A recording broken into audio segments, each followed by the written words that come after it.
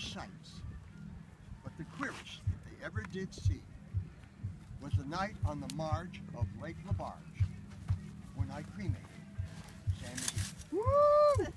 Now, Sam Magee was from Tennessee, where the cotton blooms and blows.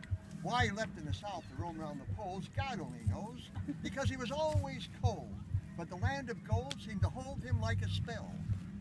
And he'd often say in his homely way that he'd sooner live in hell. On Christmas Day, we were mushing our way over the Dawson Trail. Talk of your cold, well, through the partner's fold, it stabbed like a driven nail. If our eyes we closed, then our lashes froze till sometimes we couldn't see. It wasn't much fun, but the only one that complained was Sam Magee.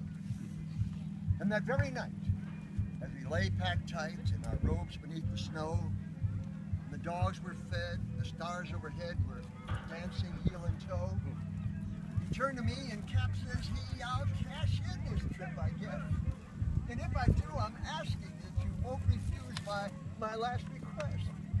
Well, he seemed so low that I couldn't say no.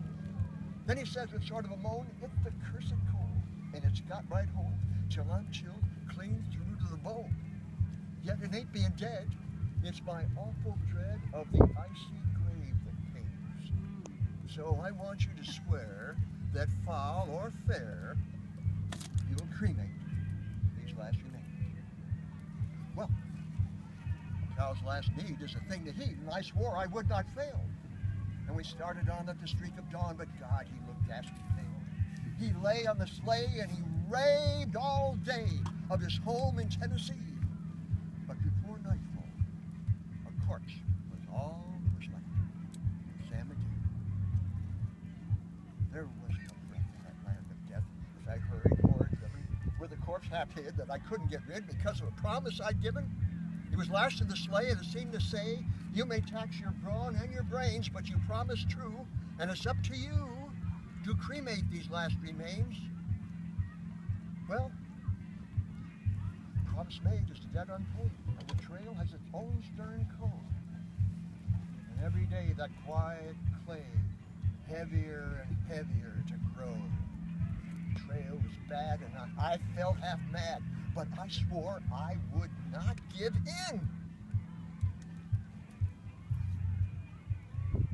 And then I talked to him and he sort of smiled with a grin. And then I came to the marge of Lake LaBarge, and a derelict there lay. It was jammed in the ice, and I saw in a trice that it was called the Alice May. So I looked at it, and I thought a bit, and I looked at my frozen chum, and then here said I, with a sudden cry, is my crematorium. Some planks I tore from the cabin floor. I lit the boiler fire. Some coal I found was lying around. Oh boy. And I heaped the fuel higher. Oh boy, the flames just soared. The furnace roared, a blaze that you have seldom seen. Then I burrowed a hole in the glowing coals, and I stuffed in Sam Magee. Then I took a hike, because I didn't like to hear him sizzle so. And the heavens scowled, and the huskies howled, and the winds began to blow. Oh God, it was icy cold, but the hot sweat rolled down my cheeks. And I don't know why. The easy creak of greasy smoke went streaking down the sky. I do not know how long in the snow that I wrestled with grisly fear, but the stars came out and danced about. There again I ventured near. I was sick with dread, but I bravely said I should take a peek inside. He should be cooked. And it's time I looked. Then the door I opened wide. And there sat Sam, looking cool and calm in the heart of the furnace roar. And he wore a smile, you could see a mile. And he said, please close that door. This is the first time I left Tennessee that I have been warned.